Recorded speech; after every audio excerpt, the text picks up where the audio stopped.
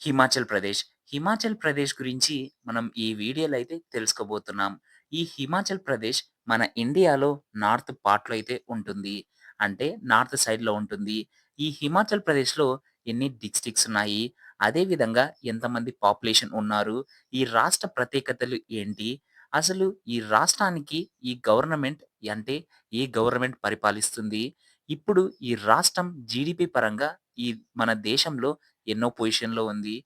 హిమాచల్ ప్రదేశ్ అని ఈ పేరు ఈ రాష్ట్రానికి ఎలా వచ్చింది అని మనం ఈరోజు ఈ వీడియోలో అయితే డీటెయిల్‌గా అయితే తెలుసుకుందాం. పదండి.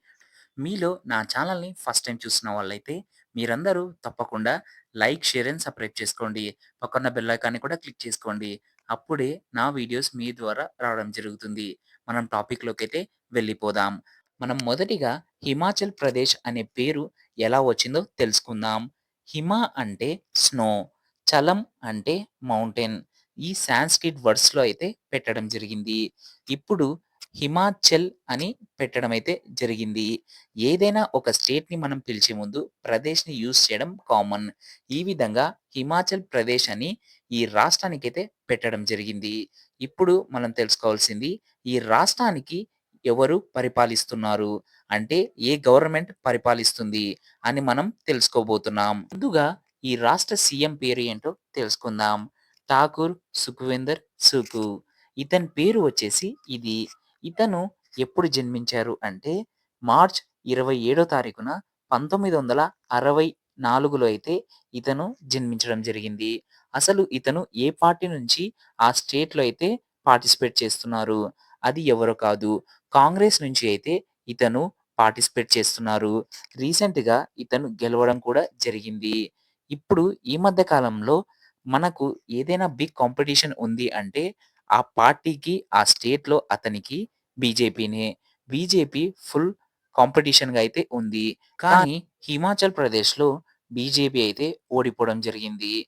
అతని పార్టీనే గెలవడం జరిగింది. ఇప్పుడు ప్రెజెంట్ పార్టీలో ఉండేదైతే కాంగ్రెసే. ఇతను హిమాచల్ ప్రదేశ్ నుంచి అయితే సీఎంగా ఉన్నారు. ఇప్పుడు మనం హిమాచల్ ప్రదేశ్ క్యాపిటల్ ఏంటో తెలుసుకుందాం. హిమాచల్ ప్రదేశ్ క్యాపిటల్ వచ్చేసి షిమ్లా. షిమ్లాని ఎందుకు చూజ్ చేసుకున్నారు? అదే విధంగా ఒక స్టేట్‌కి క్యాపిటల్ ఏ విధంగా చూజ్ చేసుకుంటారో మీకిక్కడ క్లారిటీ చేస్తాను. అది ఏంటంటే అన్ని డిస్ట్రిక్ట్స్ కంటే ఏ డిస్ట్రిక్ట్ పరంగా అంటే జీడీపీ పరంగా అదే విధంగా అక్కడ దేశవ్యాప్తంగా ఏదైనా టూరిజం వస్తున్నా, దేశవ్యాప్తంగా ఆ పేరు ఏదైనా మారుమోగినా ఈ విధంగా దాన్ని క్యాపిటల్‌గా చేయడం జరుగుతుంది. ఆ క్యాపిటల్‌ని పెట్టుకొని అక్కడ డెవలప్ చేయడం జరుగుతుంది. ఎందుకంటే దేశవ్యాప్తంగా టూరిజం అనేది అక్కడికి వెళ్తారు. ఎందుకంటే షిమ్లా చానా అందంగా ముస్తాబై ఉంటుంది. అక్కడ ఎన్నో వేల ఇండస్ట్రీస్ కూడా ఉన్నాయి.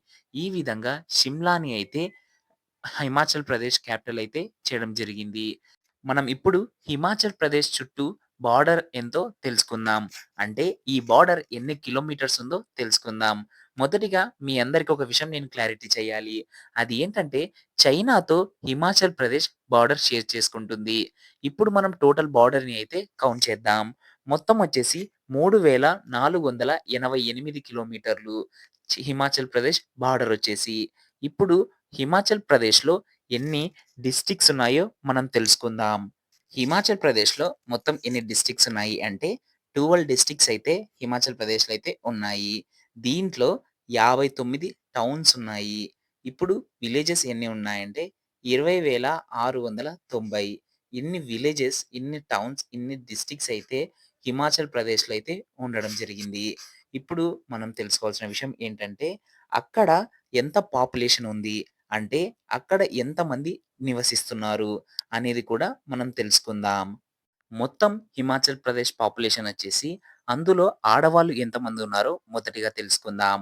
3,382,792 మంది అయితే ఆడవాళ్ళ పాపులేషన్ అయితే ఉంది హిమాచల్ ప్రదేశ్‌లో. అదే విధంగా మగవాళ్ళు వచ్చేసి 3,487,300 మంది అయితే మగవాళ్ళు ఉన్నారు. టోటల్‌గా మనం కాలిక్యులేట్ చేస్తే 6,84,322 మంది అయితే పాపులేషన్ అనేది ఉంది.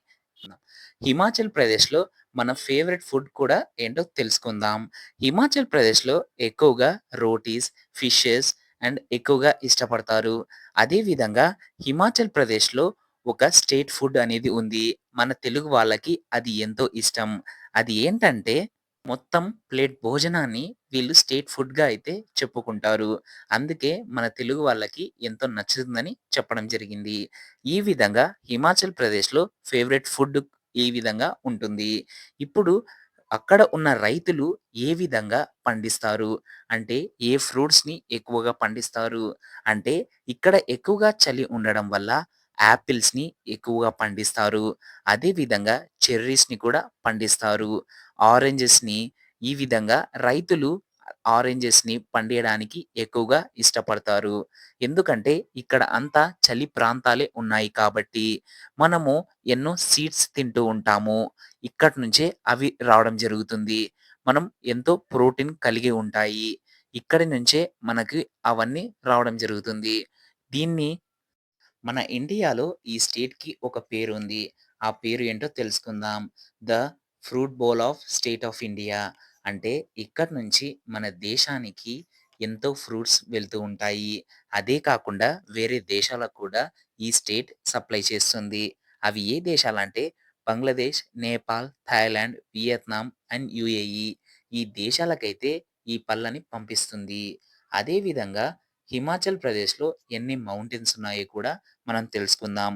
టోటల్ మౌంటైన్స్ వచ్చేసి 416 మౌంటైన్స్ అయితే హిమాచల్ ప్రదేశ్‌లో ఉన్నాయి. ఇక్కడ ఏ గేమ్స్ ఎక్కువగా ఆడతారో కూడా తెలుసుకుందాం. వాలీబాల్‌ని వాళ్ళు వాళ్ళ స్టేట్ గేమ్‌గా అయితే ప్రకటించుకున్నారు. వాళ్ళు వాలీబాల్ నుంచి మన ఇండియాకి ఎంతోమంది రిప్రజెంట్ చేశారు. అక్కడి నుంచి ఎంతోమంది ప్లేయర్స్ అయితే ఆడుతున్నారు.